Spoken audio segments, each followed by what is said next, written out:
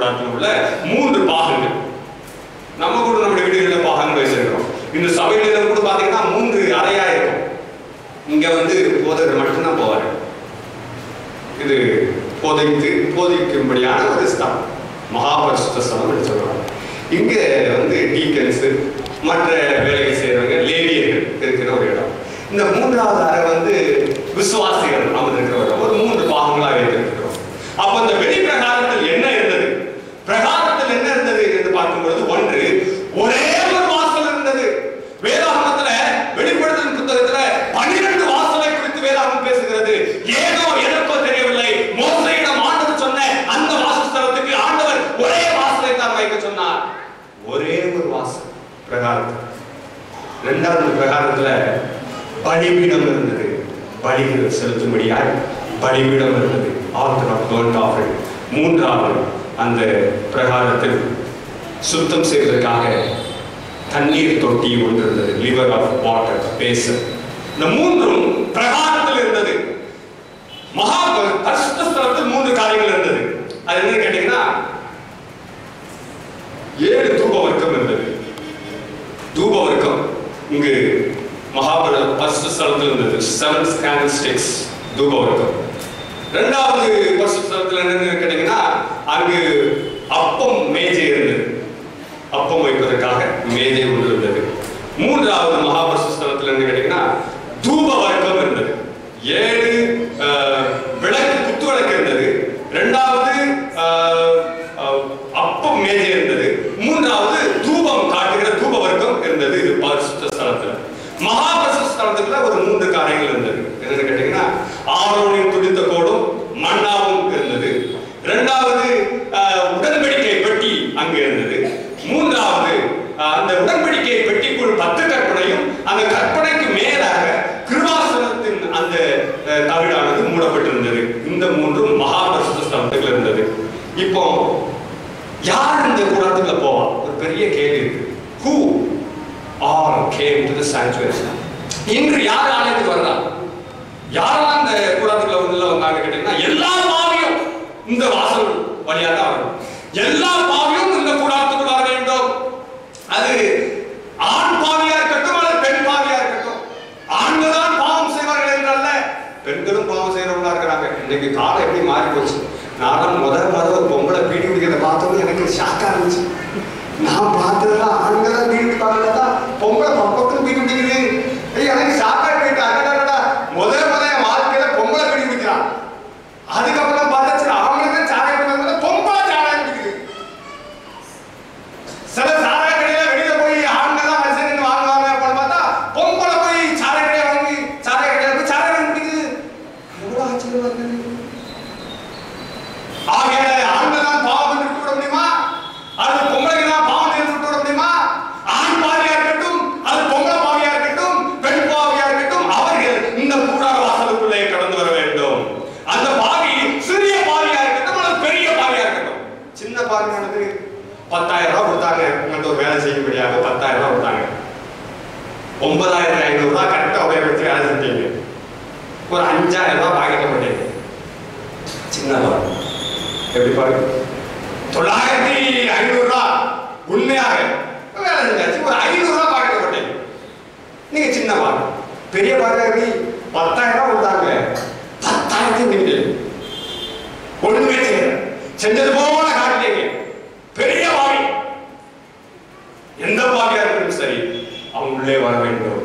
சிறிய பாவம் செய்தாலும் பெரிய பாவம் செய்தாலும், வாலிப பாவி வயசான பாவி.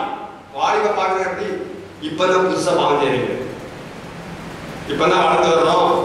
முதல் வாழ்க்கையை வீடு பிடிச்சேன், இப்பதான் புது பாவி, வாலிப பாவி. பழைய பாவினா கடவுள 30 வருஷமா செஞ்சுட்டு இருக்க பாவத்தையே செஞ்சுட்டே இருக்கேன். வயசான பாவி சொல்லிட்டே இருக்காங்க, இதே செய்தி நான் கேட்டுட்டே இருக்கிறேன், திருந்த முடியல, மாற முடியல. நான் பழைய பாவியா இருக்கிறேன். பழைய பாவியோ வாலிப பாவியோ நம்ம எல்லாரும் இந்த வாசஸ்தலத்துக்கு, இந்த வாசலுக்கு வழியாக வர வேண்டும். ரகசிய பாவியோ வெளியரங்கமான பாவியோ, நம்ம எல்லாரும் நம்முடைய உள்ளான வாழ்க்கையை நம்ம யார் என்று நமக்கு தெரியும். நம்ம ரகசியமான பாவங்களை செய்தாலும் சரி, வெளியரங்கமாய் செய்தாலும் சரி, துணிகரமாய் செய்தாலும் சரி, எல்லா பாவியும் இந்த வாசஸ்தலத்துக்குள்ளே கடந்து வர வேண்டும். எல்லா ஆசாரியனும் காலத்துல நீங்க பாத்தீங்கன்னா ஒரே ஒரு வாசல் தான்.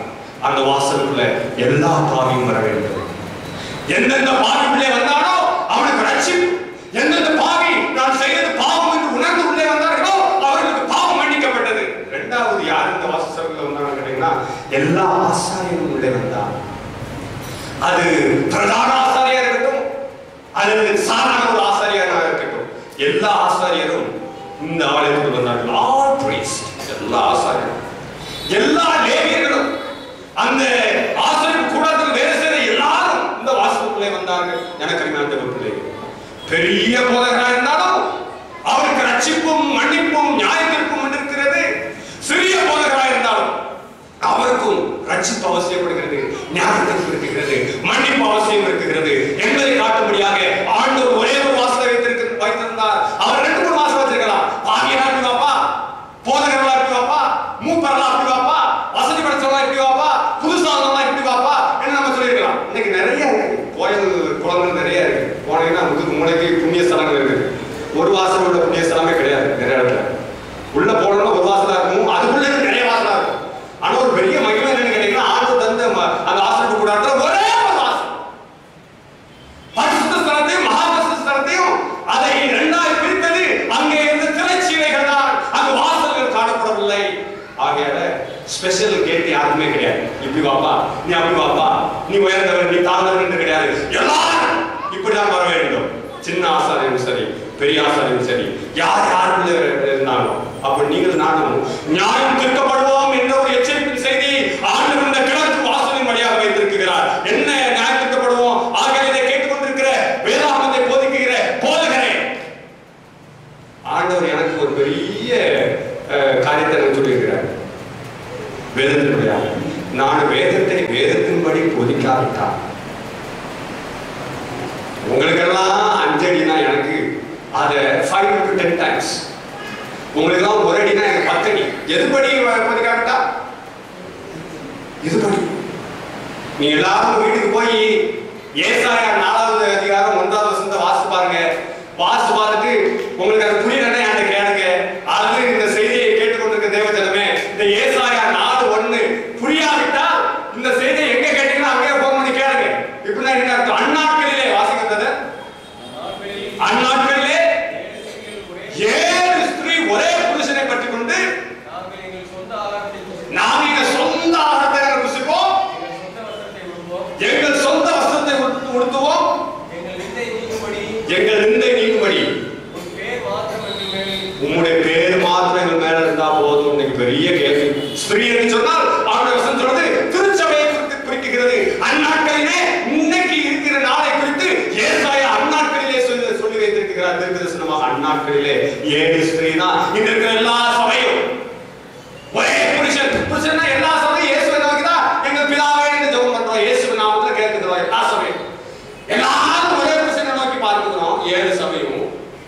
இன்று நீ எந்த சபைக்கு போய் கொண்டிருக்கிறார்? உன்னுடைய திருச்சபை இயேசுவை நோக்கி பிதாவே என்று சொல்லுகிறதா? அவர்தான் ஆண்டவர் சொல்லுகிறதா?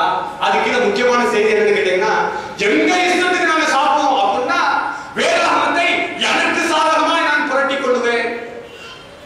நான் ஒரு காரியத்தை சாதிக்கும்படியாய் பேசும்படியாக வேதாகமத்தை எனக்கு தகுந்தவாறு நான் புரட்டி பேசுவேன் அப்படின்னா ஒரு வசனம் ஒன்று சொல்லும்.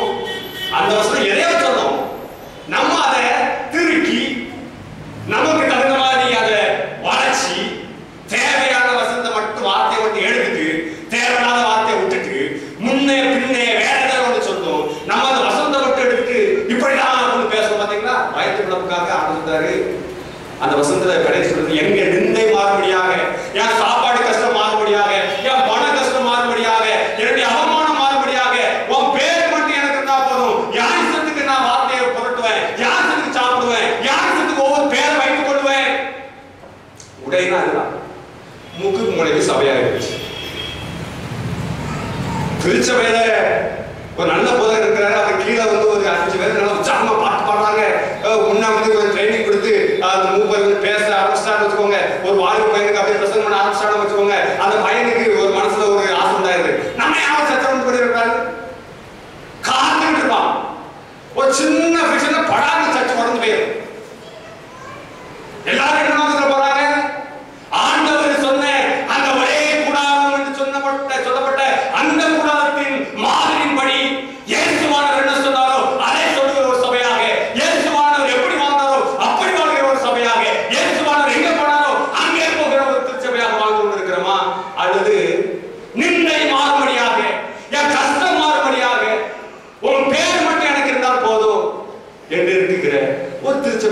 உள்ளவர்களா இருக்கிறோமா என்று நீங்கள் பார்த்துக் கொள்ள வேண்டும். ஆகையால் தான் மூப்பர்களே, போதிக்கிற ஆசாரிமார்களே, ஊழியக்காரர்களே, நீங்களும் நானும் நியாயம் தீர்க்கப்படுவோம் என்ற ஒரு செய்தியை இந்த ஆசாரிப்பின் கூடாரத்தில் ஆண்டவர் வைத்திருக்கிறார். இதை கேட்டுக்கொண்டிருக்கிற டீக்கன்மார்களே, டீக்கனஸ்மார்களே, உங்களுக்கு தரப்பட்ட வேலைகளை எவ்வளவு ஜாக்கிரதையா இருக்கிறீர்கள். நீங்களும் நானும் நமக்கு தரப்பட்ட வேலைகளை ஜாக்கிரதையாவிட்டால் நியாயம் தீர்க்கப்படுவோம் என்பதை குறித்து ஆண்டவர் இந்த ஆசாரிப்பின் கூடாரத்தில் வைத்திருக்கிறார். சாபஸ்கூல்ல இருக்கிற அதிகாரிகளே, உங்களுக்கு தரப்பட்ட வேலையை நீங்க எவ்வளவு ஜாக்கிரதையாய் செய்கிறீர்கள்.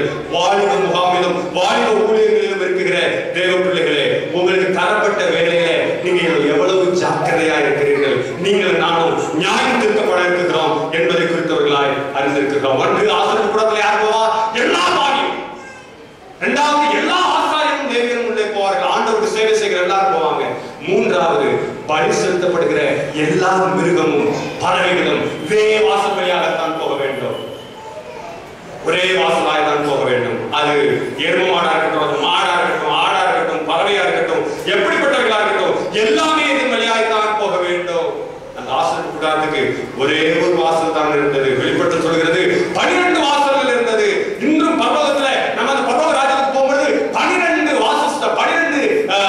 வாசல்கள் நமக்காக வைத்திருக்கிறார். ஆனால் அந்த பரலோக வாசலுக்கு போவதற்கு பூலோகத்தில் காணப்படுகிற பிரகாரம் என்று சொல்லப்படுகிற உலகத்திலிருந்து திருச்சபைக்கு உள்ளே வருவதற்கு ஒரே ஒரு வாசல், அவர் இயேசுவானவர். அந்த இயேசுவான வழியாகத்தான் நீங்கள் நான் உள்ளே வர வேண்டும். இயேசுவானவர் மட்டுமே நமக்கு வாசலாக இருக்க வேண்டும். ஒன்றாவது செய்தி. இரண்டாவது, he wants to dwell among us. அவர் நம்மோடு வாசம் பண்ண விரும்புகிறார். அன்று வாசம் பண்ணி ஆயிற்று. மோசேயின் காலத்தில் ஜனங்களோடு ஆண்டவர் வாசம் பண்ணினார். அந்நாட்களிலே பாவம் செய்தவர்கள் மன்னிப்பு பெறும்படியாக வாசஸ்தலத்துக்கு ஓடினார்கள். எல்லா பாவியும், எல்லா ஆசாரியனும், எல்லா மிருகத்திலும் அதற்குள்ளே போனது. உள்ளே போனவர்கள் எல்லாரும் மன்னிக்கப்பட்டார்கள். அன்று வாசம் பண்ணினார். இன்று நம்மோடு வாசம் பண்ண தேவன் விரும்புகிறார். He wants to dwell among us. ஆகையால் அவுட்டர் கோர்ட்யார்ட் என்று சொன்னார் உலகம், பரிசுத்த ஸ்தலம் என்று சொன்னார் ஒரே ஒரு வழினா, only one door from the world. இந்த உலகத்திலிருந்து பரலோகத்துக்கு போவதற்கு ஒரே ஒரு வாசல், அது இயேசுவானவர். பரிசுத்த ஸ்தலம் என்று சொன்னால் திருச்சபை. இன்று நம்மோடு வாசம் பண்ண ஆண்டவர் விரும்புகிறார். எங்கே 2-3 பேருடைய நாமத்தில் கூடியிருக்கிறார்களோ அங்கு நான் இருப்பேன் என்று ஆண்டவர் சொல்லியிருக்கிறார். நானே வழி, நானே சத்தியம், நானே ஜீவன் என்று ஆண்டவர் சொல்லியிருக்கிறார்.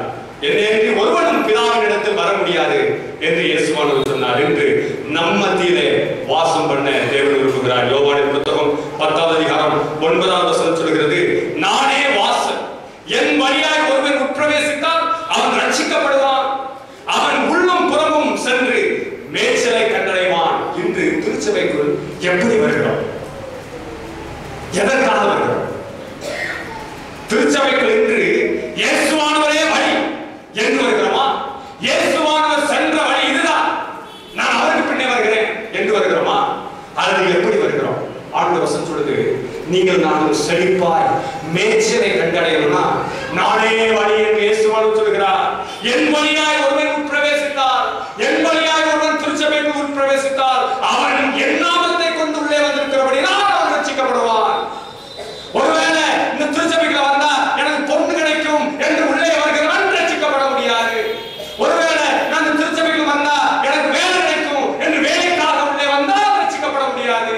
ஒருவேளை இந்த திருச்சபைக்குள் உள்ள வந்தா எனக்கு வாரத்துல ஒரு முறை அரிசி கிடைக்கும், பருப்பு கிடைக்கும், வருஷத்துக்கு ஒரு முறை புது துணி கிடைக்கும், பிள்ளைகளுக்கு படிக்கிறதுக்கு உதவி செய்வாங்க என்று லாபத்தை நாடி உள்ளே வருகிறவர்கள் ரட்சிக்கப்பட முடியாது.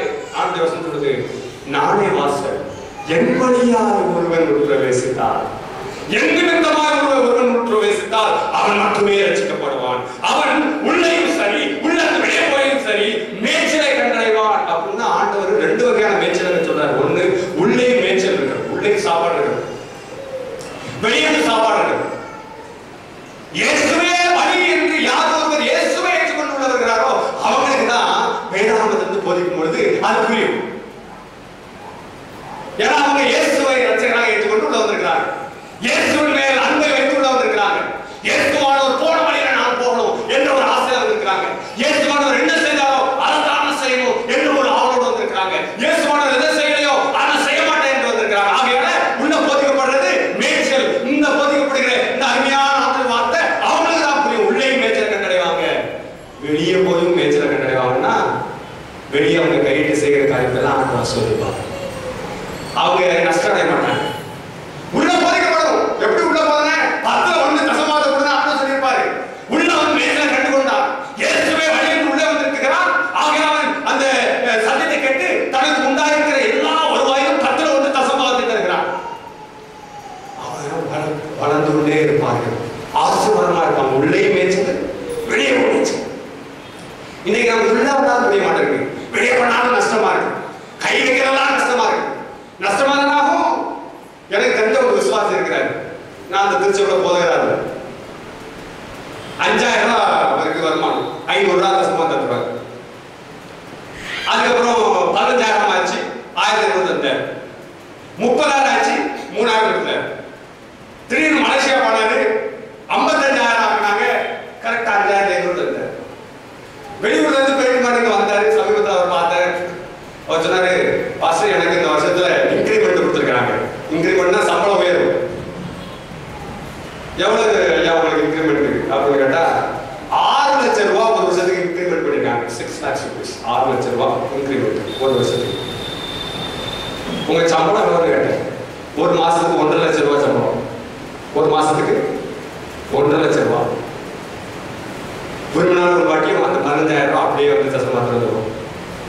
அவன் உள்ளேயும் மேய்ச்சலை கண்டு கொண்டான். இயேசுவே வழி என்று உள்ளே வந்தவன், வேதாகமத்தில் போதிக்கப்பட்டதை புரிந்து கொண்டவன், வெளியே போய் மேய்ச்சலை கண்டடைவான். ஏன்னா வேதாகமத்தின் படியே வாழ்கிறபடிதான், தேவனுடைய பார்வை பிரியமான காரியங்களை செய்கிறபடிதான், அவருடைய சத்தத்தை கவனமாய் கேட்கிறபடிதான், அவருடைய கற்பனைகளை எல்லாம் நினைவு வைக்கிறபடிதான், அவர் நியமித்த வாக்கின்படியே வாழ்கிறபடினால ஆண்டவர் சொன்னாரு, எகிப்தியர்கள் கண்ட நஷ்டத்தையும் கஷ்டத்தையும் வியாதியையும் நீ காண மாட்டாய், உனக்கு நானே பரிகாரியாக கர்த்தராய் இருப்பேன் என்று ஆண்டவர் வசனம் சொன்னது போல, என்னை வழியாய் கொண்டு நானே வாசம், என் வழியாய் ஒருவன் இருந்தால் அவன் ரட்சிக்கப்படுவான், அவன் உள்ளும் புறமும் மேய்ச்சலை கண்டடைவான்.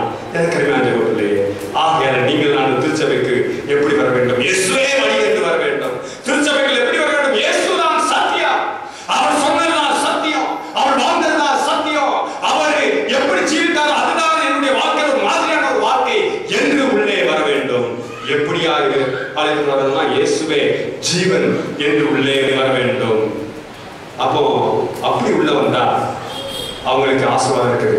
வேலைக்காகவோ திருமணத்துக்காகவோ அல்லது சொந்த ஆதாயத்துக்காகவோ அல்லது திருச்சபையில நேரத்தை கழிக்க முடியாத பொழுதுபோக்குக்காகவோ அல்லது சபையில பிரச்சனை பண்ணும்படியாகவோ உள்ளே வருகிறவன் சபையில் நிலைத்திருக்க மாட்டான். ஆகியதான் அம்மையார் சொல்லியிருக்கிறாங்க திருச்சபை திருச்சபை போல காணப்படலாம், திருச்சபையில குழப்பம் உண்டாயிருக்கலாம், ஆனால் சபை விடாது, பாவிகளோ பிடுங்கப்படுவார்கள், திருச்சபை நிலைத்திருக்கும். ஏன் கேட்டீங்கன்னா திருச்சபை தேவனுடைய வீடா இருக்கிறது. திருச்சபைக்கு தேவனே இயேசுவானவரே மூளை கல்லா இருக்கிறார், அவரே அடித்தளமா இருக்கிறார். இந்த திருச்சபைக்கு அவரே தலைவரா இருக்கிறார். இந்த திருச்சபைக்கு அவரே மணவாளனா இருக்கிறார்.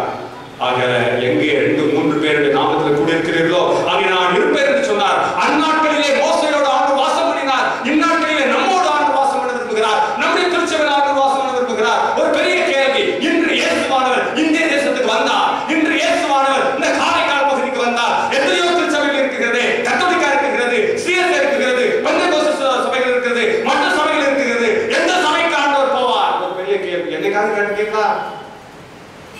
நான் அமெரிக்காவில் வாழ்ந்து கொண்டிருக்கிறேன், ஐரோப்பிய தேசத்தில் வாழ்ந்து கொண்டிருக்கிறேன், பிரான்ஸ் தேசத்தில் வாழ்ந்து கொண்டிருக்கிறேன் என்று இதை கேட்டுக்கொண்டிருக்கிற தேவஜனமே, இன்று இயேசுவானவர் உங்க ஊருக்கு வந்தா எந்த சபைக்கு போவாரு, எந்த சர்ச்சுக்கு போவாரு அப்படின்னு தெரியும்னா வேதாகமத்தை போய் வாசிங்க. அவன் இதுக்கு முன்னாடி வந்த பொழுது எந்த சர்ச்சுக்கு போனாரோ அந்த சர்ச்சுக்கு தான் போவார். வழக்கத்தின் வழியாக இதற்கு முன்னாடி முதல் முறையாக வந்திருக்கும் பொழுது நம்ம மாதிரியாக இருப்பதற்கு நம்ம எப்படி வாழணும் ஒரு மாதிரியாக வாழ்ந்து காட்டினார் அல்லவா? அப்பொழுது அவர் எந்த ஆலயத்துக்கு போனாரோ அந்த ஆலயத்துக்கு தான் இப்பொழுதும் போவார். வழக்கத்தின்படியாக ஓய்வு நாட்களிலே ஆண்டவர் தேவாலயத்துக்கு போனார் என்று ஆண்டவர் சொல்றது. ஆகையால எங்கே 2-3 பேர் நாமத்தில் கூடியிருக்கிறீர்களோ அங்கே நான் வாசம் பண்ணுவேன். இயேசுவின் நாமத்துக்கும் சபைக்குள்ளே கடந்து வர வேண்டும். ஆலய கூடுதல் விட்டுவிடக்கூடாது. சபை கூடுதல் அவ்வளவு அவசியமா இருக்கிறது. ஆசரிப்பு கூடாரத்துக்குள்ள நீங்கள் நானும் பிரவேசிக்க வேண்டும். இன்று ஆண்டவர் நம்மோடு அவர் வாசம் பண்ண விரும்புகிறவராய் இருக்கிறார் என்பதை நீங்கள் மறந்து போய்விடக்கூடாது. இப்போ ஒரு பெரிய கேள்வி, இந்த கேள்வி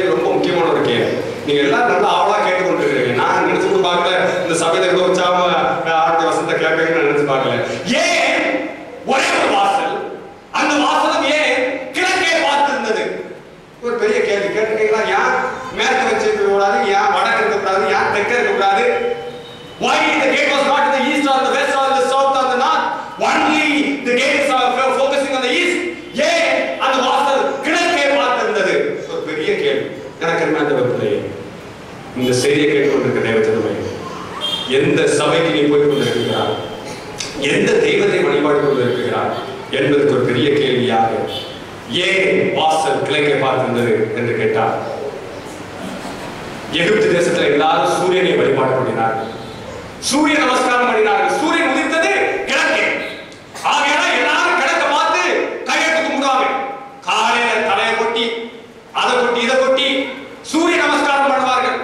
ஆகையால் எகிப்து தேசத்துல எல்லா சிலைகளும் எல்லாமே அந்த அந்த கிழக்கே நோக்கி பார்க்கும்படியாக அவருடைய வாசல்கள் மேற்கே இருக்கும்.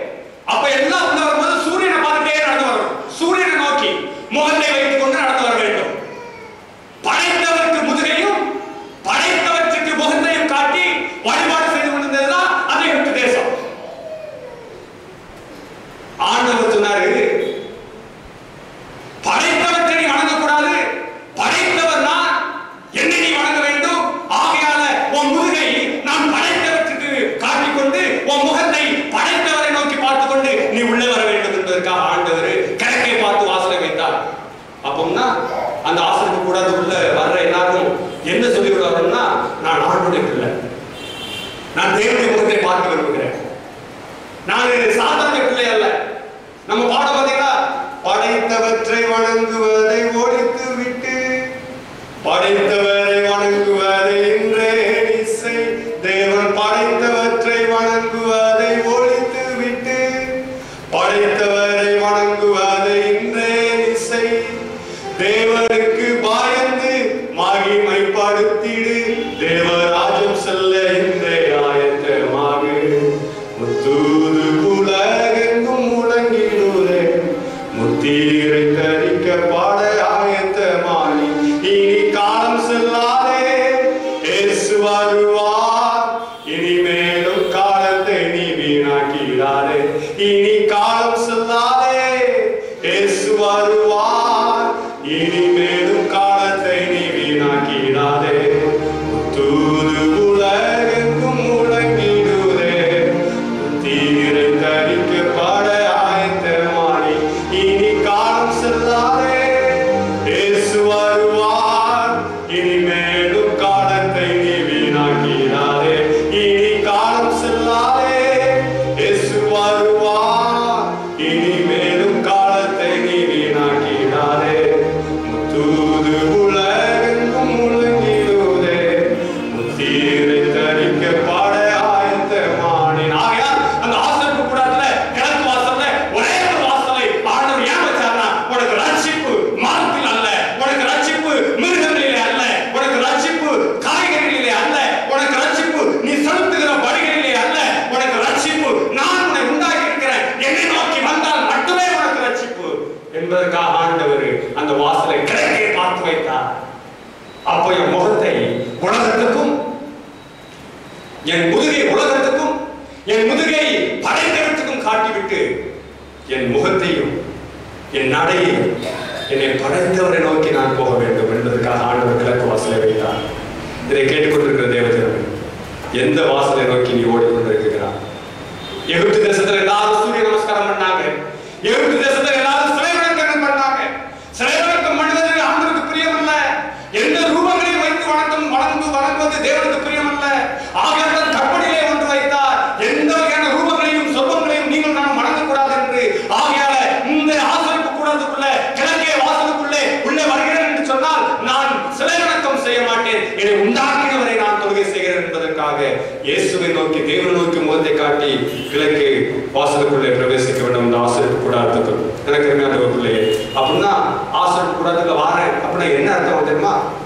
நான் சிலை வணக்கத்தை விட்டு விடுகிறேன், சூரிய நமஸ்காரத்தை விட்டு விடுகிறேன், உலகத்தில் இருக்கிற தேவங்களை விட்டு விட்டு என்னை உண்டாக்கினவரை நோக்கி நான் வருகிறேன் என்று சொல்லுகிறதுக்கு அடையாளம். அப்படின்னா நான் சனிக்கிழமை அங்க வரேன், ஞாயிற்றுக்கிழமை அங்க போறேன், புதன்கிழமை அங்க போறேன், வெள்ளிக்கிழமை தர்காவுக்கு போறேன், அங்க போய் எந்த பூஜை பண்றேன், இங்க போய் இந்த பூஜை பண்றேன் அப்படின்னு கிடையாது. எல்லாரும் போட மாட்டான். என்னை உண்டாக்கினவர் ஒருவரே, அவர் என்னை எனக்காக மரித்தார், அவர்கள் மட்டுமே எனக்கு ரட்சிப்பு இருக்கு என்று நம்பி இயேசுவை நோக்கி வருகிறவர்கள் இந்த கிழக்கு வாசலுக்குள்ளே வருவார்கள். அப்படின்னா சூரிய நமஸ்காரம் இல்லை, சிலை வணக்கம் இல்லை, தெய்வம் ஒன்றே, இயேசுவானவரே ரட்சிப்புக்கு வழி என்று சொல்வது மட்டுமே இந்த கிழக்கு வாசலுக்குள்ளே வருவார்கள். இந்த கிழக்கு வாசலுக்கு உள்ளே வருகிறது என்னன்னு கேட்டீங்கன்னா, சாத்தானுக்கு முதுகை காட்ட வேண்டும். நம்முடைய கிறிஸ்தவ வாழ்க்கையில் சில நேரங்கள் நமக்கு பிரச்சனை உண்டாயிருக்கிறது. பிரச்சனை உண்டாகிற வேளையில நம்ம யாரை நோக்கி ஓடுகிறோம் என்ற ஒரு கேள்வியை கேட்க வேண்டும். என் வாழ்க்கையில, திருமண வாழ்க்கையில ஒரு பிரச்சனை, என் மனைவி எனக்கு விரோதமாய், என் கணவன் எனக்கு விரோதமாய், என் வியாபாரி எனக்கு விரோதமாய், என் சபையார் எனக்கு விரோதமாய், என் ஊழியர்கள் எனக்கு விரோதமாய், என் தாய் தகவல் எனக்கு விரோதமாய், என் பிள்ளைகள் எனக்கு விரோதமாய் எழுப்பி விட்டார்கள் என்று சொல்கிற ஒரு சூழ்நிலையில நீ என்ன திசையை நோக்கி ஓடுகிறாய்? கிழக்கு வாசல் என்று காணப்படுகிற தேவனை நோக்கி உன் முகத்தை வைத்துக் கொண்டு தேவனுடைய வார்த்தை என்ன சொல்கிறதோ அதே திசையில நான் ஓடுவேன், தேவனுடைய வார்த்தை என்ன சொன்னதோ அதன்படி ஓடுவேன் என்று ஓடுகிற ஒரு திசையில ஓடிக்கொண்டிருக்கிறோமா? அல்லது நம்முடைய முகத்தை சாத்தானை நோக்கி காட்டிக் கொண்டு எகிப்து தேசத்தில் சூரிய நமஸ்காரம் செய்கிற சூரியர்கள் செய்கிற அந்த பிள்ளை சூரியன் செய்கிற அது மந்திரங்கள் செய்கிற இச்சிக்குகிற அப்படி ஒரு கூட்டத்தை நோக்கி ஓடுகிறோமா என்று நீங்கள் நானும் கேள்வி கேட்க வேண்டும். சில நேரத்தில் நம்ம எப்படிப்பட்ட ஆலோசனை நம்ம கேட்கிறோம்? தெய்வீகத்துக்கு ஏதுவான வேதாகமத்துக்கு ஏதுவான ஆலோசனை நம்ம கேட்கிறோமா? அல்லது நம்ம உலகத்துக்கு ஏதுவான ஆலோசனை கேட்கிறோமா? Who came to the sanctuary? யாரும் ஆலயத்துக்கு வருவாங்க? ஆவியில் எளிமை உள்ளவர் மட்டும்தான் வருவாங்க. தான் செய்தது தவறு, அதை நியாயப்படுத்துகிறவன் ஆலயத்துக்கு வரமாட்டான். நம்ம சின்னத்துல அப்படிப்பட்ட ஒரு கூட்டமா இருக்கலாம். நம்ம தப்பு செஞ்சிட்டோம், அது தப்ப என்ன பண்ணுவோம்? நியாயப்படுத்தும். அது ஆண்டவர் அனுமதிச்சாரு, ஆண்டவர் அனுமதிச்சாரு, அதனால நடந்து போச்சு என்று நம்முடைய தவறை நம்ம நியாயப்படுத்துவோம். பார்த்தீங்களா? அது தேவனுக்கு பிரியமல்ல. தான் செய்தது தவறு என்று யார் உணர்கிறார்களோ அவர்களுக்கு மட்டுமே இங்கு மன்னிப்பு உண்டு. கூடாதுல யார் வருவாங்க கேட்டீங்கன்னா, யாரு ரட்சிப்பு வேணுமோ அவங்க மட்டும் வருவாங்க. மத்தேயு 5:3 சொல்லுது, ஆவியில் எளிமை உள்ளவர்கள் பாக்கியவான்கள், பரலோக ராஜ்யம் அவர்களுடையது. ஆவியில் எளிமைப்பட்டால் அவன் பாக்கியவான். யார் ஒருவர் ஆவியில் எளிமைப்படுகிறார்களோ அவங்க பாக்கியவான்கள். எனக்கு இன்னொரு பகுதியை நாளைக்கு நம்ம பார்க்கலாம். இந்த ஆசிரியர் கூடாரத்துல இன்று நீங்கள் நாங்கள் கற்றுக்கொள்கிற ஒரு முக்கியமான செய்தி, எந்த திசையை நோக்கி ஓடுகிறார்? உன்னை உண்டாக்கின தேவன் நோக்கி ஓடுகிறாயா? உன்னை உண்டாக்கின ஆண்டவர் எந்த வழியிலே போனாரோ அந்த வழியிலே நீ போகிறாயா? உன்னை உண்டாக்கினவர் எப்படி ஜீவித்து காட்டினாரோ அப்படிப்பட்ட ஒரு ஜீவியத்துல அவர் போன வழிகளிலே, அவர் வாழ்ந்த விதங்களிலே வாழும்படியா இருந்தாலும் போனா நம்ம அந்த கிழக்கு வாசல் நோக்கி, நம்ம உண்டாக்கினவர் நோக்கி போகிறோம். இல்ல, யார் சத்துக்கு நான் வாழுவேன், யார் சத்துக்கு நான் சாப்பிடுவேன், யார் சத்துக்கு ஒரு பேரத்துக்கு ஒரு சச்சா விட்டுடுவேன் அப்படி போனா என் நிந்தை மாறுபடியாக உன் பேர் மட்டும் எனக்கு இருந்தா போதும். அந்நாட்களிலே ஏசு என்று சொல்லப்படுகிற ஆலயத்தை சார்ந்தவுடன் நீங்கள் நானும் இருக்கிறோமா என்ற ஒரு கேள்வியை நீங்கள் நானும் கேட்க வேண்டும். ஆண்டவர் வசனம் சொல்லுது, நான் அவர்களிடம் வாசம் பண்ணேன், எனக்கு ஒரு வாசஸ்தலத்தை கொடுங்க என்று ஆண்டவர் சொன்னார். இஸ்ரவேல் மத்தியிலே ஆண்டவர் வாசம் பண்ணினார், யூதர்கள் நடுவே ஆண்டவர் வாசம் பண்ணினார். எங்க போனாங்களோ அங்கெல்லாம் ஆண்டவர் வாசம் பண்ணினார். உங்க நடுவில் நான் இருக்க விரும்புகிறேன். நம்முடைய வீடுகளிலே ஆண்டவர் தேவன் வாசம் பண்ணினார், நம்முடைய சபைகளிலே தேவன் வாசம் பண்ணினார். அவருடைய பிரசன்னம் இருக்கிறது என்று உணர்கிற ஒவ்வொரு விசுவாசியும் பயத்துடனும் நடுக்கத்துடனும் அவரை ஆராதித்தார். மனமகிழ்ச்சியோடும் துதியோடும் ஸ்தோத்திரங்களோடும் தேவனை ஆராதித்தார். அது எனக்கு பிரியமான ஒரு ஆராதனை என்று ஆண்டவர் சொல்கிறார். அவருக்கு பிரியமான ஆராதனை இருக்குதுன்னு ஆண்டவர் வசனம் சொல்லுது. ஆண்டவர் வசனம் சொல்லுது, எனக்கு பிரியமில்லாத ஆராதனை செய்யறாங்க, எனக்கு பிரியமில்லாத துதிகளை துதிக்கிறாங்க, எனக்கு பிரியமில்லாத ஸ்தோத்திரத்தை செய்யறாங்க, எனக்கு பிரியமில்லாத காணிக்கை தர்றாங்க. ஆண்டவருக்கு பிரியமும் இருக்குகிறது, பிரியமில்லாததும் இருக்குகிறது. நீ செய்கிறது தேவனுக்கு பிரியமா இருக்கிறதா? நாம் செய்கிறது தேவனுக்கு பிரியமா இருக்கிறதா? இந்த சபை செய்கிறது தேவனுக்கு பிரியமா இருக்கிறதா என்ற ஒரு கேள்வியை நாம் கேட்க வேண்டும். அன்று மோசேயோடும் யூதர்களோடும் ஆண்டவர் வாசம் பண்ணினார் கூடாரத்தில். இன்றும் சபைகளிலே வாசம் பண்ணி கொண்டிருக்கிறார். மூன்றாவது, பரிசுத்த ஆவியானவர் நம்மளே வாசம் பண்ணி இருக்கிறார், நமக்குள்ளாய் வாசம் பண்ண விரும்புகிறார். அதை குறித்து நாம் நாளை நேரத்தில் பார்ப்போம். இதை கேட்ட தேவஜனங்கள் உங்களில் யாராவது இன்னைக்கு கேட்ட செய்தியில ஒரு சில புது கருத்துக்களை நான் கேட்டேன். இதுக்கு முன்னாடி நான் அதை கேட்கவில்லை, எனக்கு ஞாபகப்படுத்தி ஒரு புதிய கருத்து கிடைத்தது என்று நீங்கள் சொன்னார். ஆவியில் எளிமை உள்ளவர் மட்டும்தான் வாசஸ்தலத்துல போவாங்க, கூடத்துல போவாங்க. அப்படின்னா நான் செஞ்சது பாவம், எனக்கு மன்னிப்பு வேண்டும் என்று சொல்லுகிறவங்க மட்டும்தான் அந்த கூடத்துல போவாங்க. அது போல எனக்கு அந்த வாசலுக்குள் போக நான் விரும்புகிறேன் ஐயா. என்னிலே பெருமைப்படுறது ஒண்ணுமே கிடையாது. நான் ஒரு பாவ சூழ்நிலை இருக்கிறேன், நான் தவறுகள் செய்திருக்கிறேன். வேதாகமம் சொன்னது போல நான் வாழவில்லை. வேதாகமத்தில் இதுதான் சத்தியம் சொல்லப்பட்டிருக்கு, ஆனால் நான் கேட்காம இருந்திருக்கிறேன், நிவாரணம் இருக்கிறேன் அப்படின்னு சொன்னீங்கன்னா இன்னைக்கு அந்த கிழக்கு வாசலாகி அந்த இயேசுவை நோக்கி போக நான் விரும்புகிறேன். இயேசுவானவர் என்ன சொன்னாரோ அதுபடி நான் வாழ விரும்புகிறேன். அவர் எப்படி வாழ்ந்தாரோ அப்படி நான் வாழ விரும்புகிறேன். எனக்கு ரட்சிக்க வேண்டும் என்று உங்களில் யாராவது சொன்னா நீங்க இருக்கிற இடத்துல அப்படி எழுதிட்டு எல்லாம் சேர்ந்து ஜெபம் செய்வோம்.